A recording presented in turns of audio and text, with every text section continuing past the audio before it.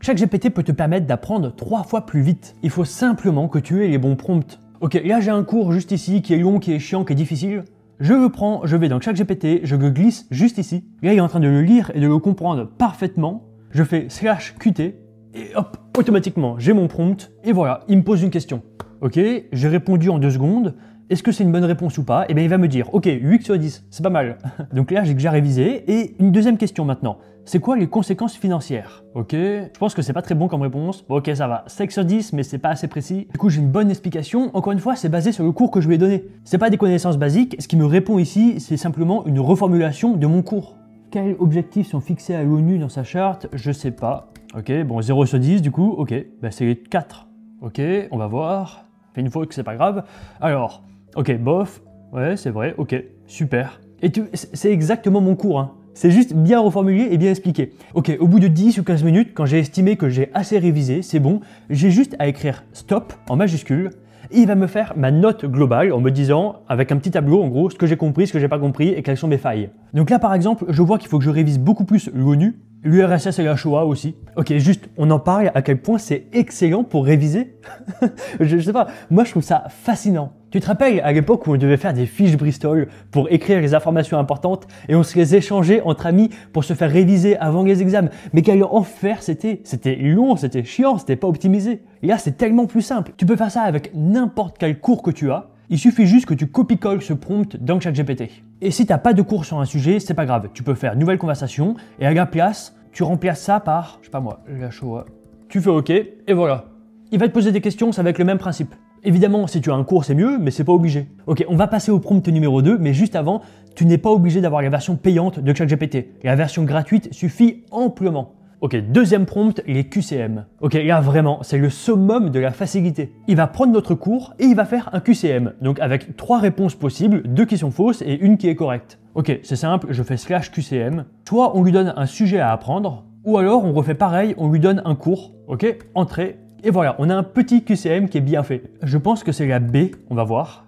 Yes, bonne réponse, super. Donc j'ai 1 point. Bah ça, je pense que c'est le mur de Berlin, hein. Ouais, c'est ça. Ouais, c'est ça, super.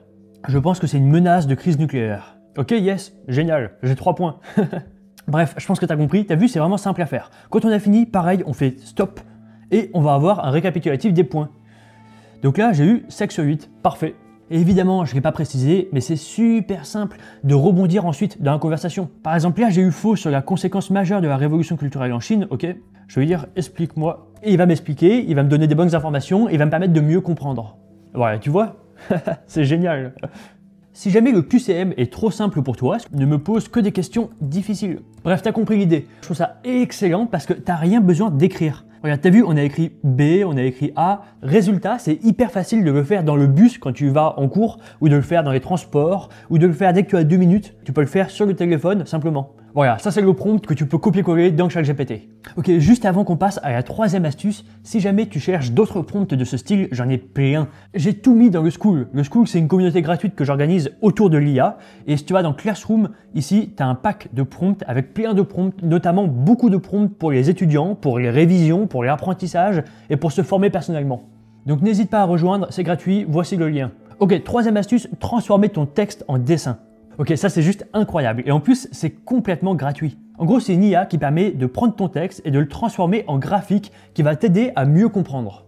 En fait, tu lui donnes ton texte comme ça, tu vois, et il rédige automatiquement un graphique bien fait. Ok, on va le faire ensemble, tu vas voir. Ok, là j'ai une petite page, c'est simple, je vais dans mon cours, je récupère le passage que je veux, je fais un copier-coller en fait. Donc je colle dans Napkin. Et là j'ai un petit symbole, je clique une fois dessus et automatiquement il va lire le texte et il va générer un graphique juste là.